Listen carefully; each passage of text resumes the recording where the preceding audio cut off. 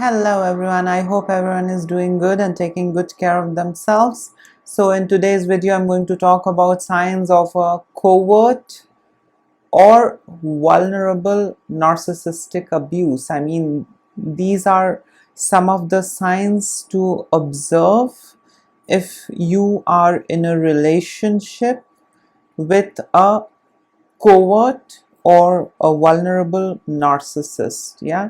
And I really want to put out this disclaimer that this entire video is exclusively about the love relationship, yeah, the romantic relationship, the husband wife lover, um, live-in relationships, or whatever you call it. So it's basically the romantic relationship, yeah. So 10 of the signs to look out for if vulnerable or covert narcissistic abuse is happening, or if at all it exists in that relationship. Yeah. So before I go deeper into the video, I would request you all to please like, share, subscribe the channel and hit the notification bell, so whenever we put out new content, you guys are updated and notified. So let's get into it. As we know, these covert or vulnerable narcissists are all the time paranoid. They are all the time ruminating about the past and how they were brutalized and victimized and blah blah blah blah blah. So they are not out and open, you know, like a grandiose narcissist. These vulnerable or covert narcissists are not easily spotted. They are very conceited. They are very smart, and they just blend in. They just fit in. They don't stand out, or they don't stick out. They know all the, you know, tips and tricks how they need to blend in, how they need to fit in and be like a common person. So, you know, that is one of the reasons why these covert narcissists are very difficult to spot. And they are masters in playing victim. I mean, just a little brief about the covert narcissist. And they are into a lot of this emotional and verbal abuse. They like manipulating, they like abusing emotionally. So these covert narcissists are, you know, narcissists, but they are a little more smart and shrewd, and they know how to blend in and mask themselves. So what are the signs of a covert narcissistic abuse? I mean, in the past videos I have talked about grandiose, malignant, covert narcissists. So what are the signs that you know, you have a relationship with a covert narcissist, you know, or a vulnerable narcissist, and what are the signs of all those abuse that exists in a romantic relationship? So the first sign to look out for is that this covert narcissist or the vulnerable narcissist with whom you have this relation, the love relation, they will always keep playing the victim. You know, maybe in past or long back they might have been brutalized or victimized by some predator or perpetrator, but they will keep using that story. They will keep using that story, and they'll blame you and make you feel, you know, bad. They will guilt trip you by saying, oh, I was brutalized earlier also, and see, now you are also doing the same thing. So these covert narcissistic lovers, or, you know, mates, are very smart in playing victim throughout. You know, they never heal, they never grow out of that, you know, situation. We all go through a lot of experiences and situations in life, and we tend to grow out, we tend to learn and grow out of it, and that's it. But these ones, they know how to use all those past instances to their advantage, yeah, and to guilt trip the partner that, oh, I faced this in the past, and see, again it's happening again, it's happening with me, and again you are doing this with me. So they like playing victim, these covert narcissists in a romantic relationship, and that's how they get their work done, that's how they survive, and that's how they get their supply. So yes, I mean, that is the first sign, that someone is always the victim and very loud and vocal about it. They are not like, being victim and quiet about it. They are victim, and they'll make sure that they'll make your life also miserable. They will identify themselves as victim, and they'll make sure that they make your life hell as well. So yes, that is the first sign in a covert, vulnerable, narcissistic abuse, or abusive relationship. The second sign is that, there is this continual, negativity. So negativity doesn't end, it's the negative past, it's the negative parent, it's the negative friend, it's all the time negative stories. So in a relationship, they just have to tell you negative stories, sad stories, miserable stories, disgusting stories. They don't have anything positive. These vulnerable or covert narcissists, it's one of their tactics, that they use in order to manipulate you, and that is to keep playing victim, keep playing pessimistic, as if they have lost interest in, living, and as if they are just done with the world has done enough bad and thrown bad at them, and now they are just done with it, and they are just sad, and they have gone through a lot of pain. So in a romantic setup, with a covert or a vulnerable narcissist, it's all the time these negative stories. There is no moments of laughter, fun, joy, happiness. No, they have this, they keep on ruminating about negative things, how people cheated, how people misbehaved, how people dish, how people betrayed, how people talk bad about them, how people, foul mouth about them. It goes on. So it's a never ending, cycle of this pessimism, negativity, and hearing negativity, especially when you are in a love relationship. Every time hearing negativity really suffocates you, really makes you feel miserable. Yeah, relationship is to feel good, relationship is to grow, evolve together. Relationship is not to, constantly be reminded of the misery, constantly ruminating about the negative things, and being absolutely pessimistic towards future life. That's not what healthy relationship should look like. So this is what these covert or vulnerable narcissists do in a relationship, or you can say the second sign uh, at all if there is abuse in the relationship, and that is that this continual negativity goes on. There is nothing positive when you are with them. It's all the time negative, doubt goes on. I mean, my heart really goes out to those people who have, suffered, narcissistic abuse either in childhood or in love. Trust me, it really eats you up, it really empties you from inside, it really distorts, how you look at things, how you feel about things. It really scars you. I mean, that's all I can say. So never say that, oh, just forget and move on. It's not easy. Trust me, it's not easy, because it's so damaging, it's so weakening. You just lose yourself. You're almost lost and drained. It takes time to recover from a narcissistic, abusive relationship, be it narcissistic parents, be it narcissistic lovers. It's absolutely painful. It's the pain that is here. It's the pain that is here. It doesn't show. There is no scar. So people just say, oh, it's okay. If it's bad, it's okay. Move on. Oh, come on. You're thinking too much about it. Oh, you're wasting too much of time, thinking about it. It's not that easy. Time heals, okay, but it takes a lot of time to come out of it. and again gain back that control. So now what is sign number 3? you know the third sign is that in a relationship with this covert vulnerable narcissist, there is no room for forgiveness. They will never forgive you. They'll punish you either with emotional abuse, physical abuse, verbal abuse, or silent treatment, some manipulation, triangulation, smear. They'll throw something at you.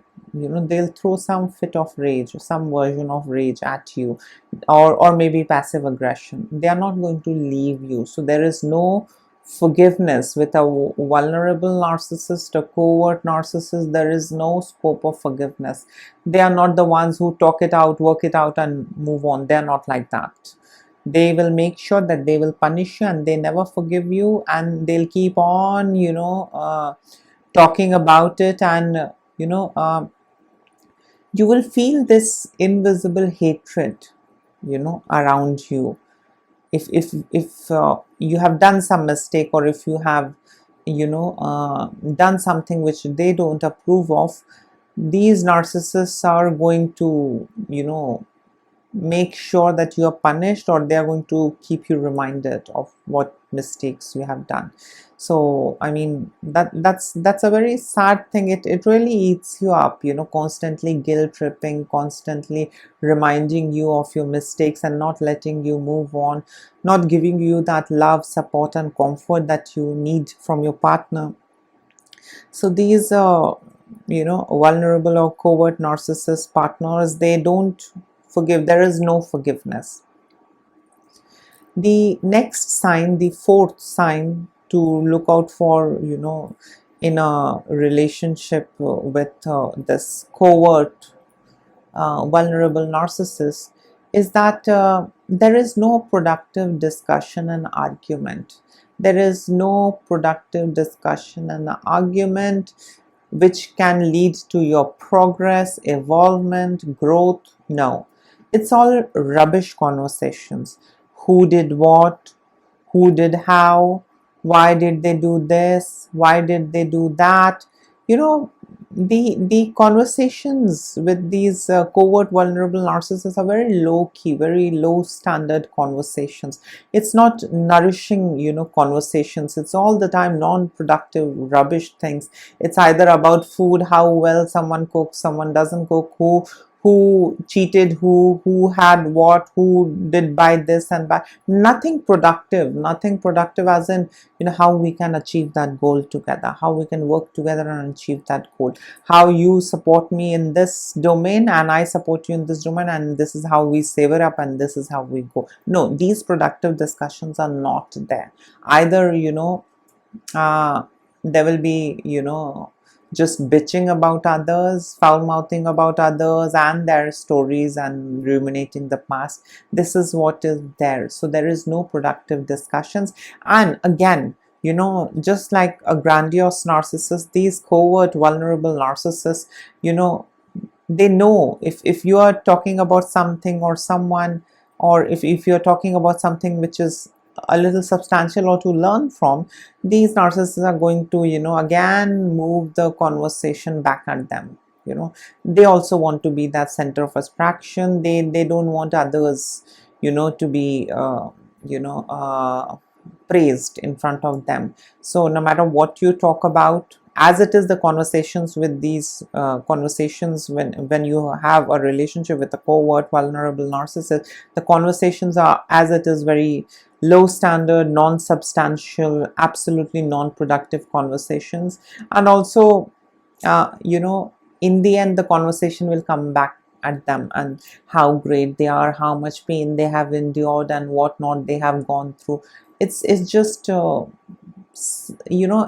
are kind of beings who just keep admiring themselves and who want you also to admire them. They have this hunger for admiration, and it just grows with age. So yes, this is one of the signs of a covert narcissistic abuse, or an abusive relationship with a covert narcissist. The next sign is that anger and hatred is all the time around in the air. You will be scared to do anything because you never know what will come back, how they will react to you. Yeah, so they are all the time, um, I would say they are not loose, they are not fluid, and they are not comfortable and easygoing kind of a person. If they hold a grudge and if they don't want it, they'll make sure that they create such an atmosphere, in the house, that you're all the time reminded that don't see, mistakes happens with anyone. I do a lot of mistakes, my partner does a lot of mistakes, and we sit and discuss, and then we work it out that okay, this is bad for your health, don't do. This is bad for this area, okay, don't do. That's it, move on. So we gradually learn, we mutually learn, and we mutually help each other. It's not like my partner is scared to even do mistake, just because he or she knows that there is you know anger and hatred in the house in some form, which might just come out right in front of the face if they do some mistake. So with a relationship, I mean, with these covert vulnerable narcissists,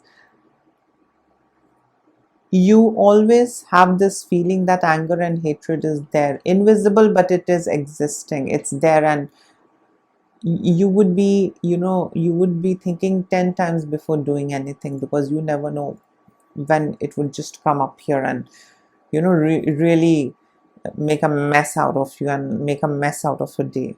So yes, that was one of the signs. The other sign is that uh, these covert narcissists are big time into accusing others. These covert narcissists are big time into accusing others for not doing things for them, others not giving them a good childhood, others not helping them study, others not helping them buy this, others not helping. So they covert narcissists keep on accusing anyone and everyone, and they'll go on playing victim. And this comes with this deep sense of jealousy and insecurity, and because of that they just go on um accusing people for not doing things for them. So yes, I mean, whether it be a grandiose narcissist or a malignant narcissist or a covert narcissist or an overt narcissist, I mean, whatever category of narcissists you are in relationship with, it's painful and it's quite uh, scarring, and it just drains you, dry, it makes you empty. The next sign is that these covert or vulnerable narcissists, these narcissists have a very different phenomena. Whenever there is a fight or an argument, they'll immediately come and have sex or force sex. Even if you don't want, they'll try and do it with you, and that is a kind of a reassurance to their own self that everything is okay. Even if you're not interested, they're going to just try and engage into a sexual act with you. And I mean, one shouldn't engage if a person is not interested. I mean, be it relationship or no relationship, I mean, it's absolutely it should be done with consent. So these people, they force themselves, these covert or these vulnerable narcissists, they force them on their partners for sex after a fight. so that they get this reassurance that yeah, now everything is fine, everything is under control, everything is okay. It's like a reassurance for them. Yeah, I mean, you might not be interested, but they'll just force themselves on top of you. The next sign is that these narcissists, they are as it is poor listeners, but they pretend to be very good listeners until there comes a trigger and they are out. The cat is out of the bag. Yeah, all of that pretension and pretentiousness that I'm a good listener goes for a flying F. Yeah, they just come out and they are like, how the hell can you say like that? What do you mean? What the F do you mean? And it goes on. So it stays, that mimicry, that act of being a good listener stays for a short while, and then the truth comes out. So yes, they are very poor listeners, and they have got poor listening skills, and that is also one of the signs of covert narcissistic abuse, that they don't listen to you, they don't let you complete. And again, they'll make sure that they'll direct the direction of the conversation back at them. So you might start talking about some kind of cheese, but the discussion will end, I don't like that much of cheese. So this is how it is, and of course it's a form of abuse. I mean, like, you should let others speak, and you should be a good listener, and that is how when you would speak, others would listen to you as well. I mean, in a healthy functional relationship. But of course, when you have a relationship with a narcissist of any kind, ah, it's a it's a done deal, it's a gone case, until unless you don't choose and decide to come out of it. Nothing can happen and no one can help you. The next sign is that when you are in a romantic relationship with a covert narcissist or a vulnerable narcissist, uh, there is this huge amount of disgust for friends, your friends. These covert narcissistic partners, they don't like your friends, and they just want you to be to them, for them. They don't want you to have a friend circle, they don't want you to engage with friends. And again, it's because of this deep level of insecurity, fear of abandonment and fear of losing. And because of that, they become extremely jealous. They become extremely jealous and overly possessive. A little bit of possessiveness is okay. I consider that to be okay in a relationship.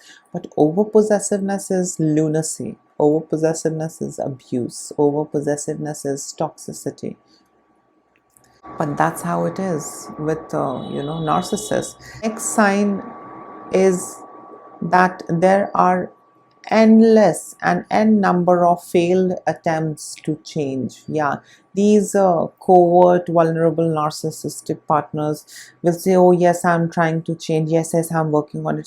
They'll put up a drama, they'll put up a act that I'm doing this, I'm doing that, but every time it fails, they're back to square one. They will say, I'm changing, I'm doing this, they'll pretend they'll do, and one trigger or something, and they are their true self. This change and those resolutions and